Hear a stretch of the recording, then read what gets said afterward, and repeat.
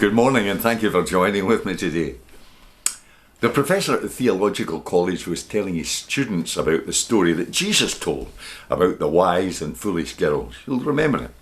And he looked into their eyes and he challenged them. "Young men," he said, "would you rather be in the light with the 10 wise girls or out in the dark with the 10 foolish ones?" As a former student, I know exactly what I might have answered. At the beginning of Advent, we move towards Christmas and we hear the words of Isaiah, who says, "Come, walk in the light." And we hear from Jesus the importance of being prepared. It's been an obsession of many Christian people that Jesus could return at any minute, but Jesus actually tells us that all these things are in God's hands. But folks still get their calculators out and try to figure out the date when the world's going to end. In October 23, 1844, thousands of Christians sold up, dressed in their robes, climbed to the top of the highest mountains and waited. They had been told this was the date by a certain William Miller. You got to watch those Millers. Later he said they had miscalculated. On November 18th, 1978, Jim Jones and 900 of his followers ended their wait by drinking cyanide, laced with lemonade. Jesus' words warns us against that quite clearly. He says no one knows God's timetable. No one knows when the clock will stop. Only God knows. So as we look toward Bethlehem, let's stop for a moment before the manger.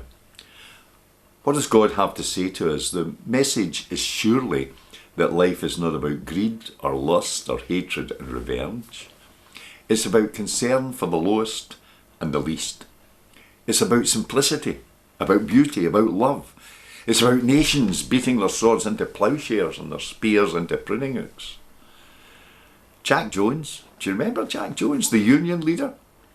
Well, he tells us about an incident that happened when he was a boy. He was in a mine shaft with his dad when something went wrong. And the men had to find another way out. And they struggled through the old mine workings. Jack's father took Jack on his back. And the flames of the light began to weaken. "Careful, son, hold tight," he said, as they reached a pool of dark water.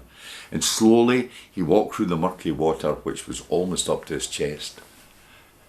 Then they started up a steep slope. "Won't be long now," he said to his little boy. Then he stopped and he knelt and he said, "Look, son." And Jack saw what seemed to be a bright disc about the size of half a crown on top of what appeared to be a distant mountain. "That's what we're looking for, son.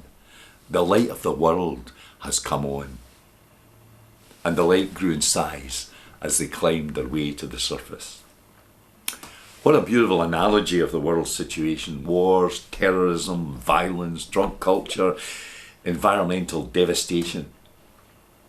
But it need not be that way. There is hope for this world. And that hope is to be found in God's love for us, seen so clearly at Bethlehem and Calvary. We don't have to give in to the darkness. Light has penetrated it.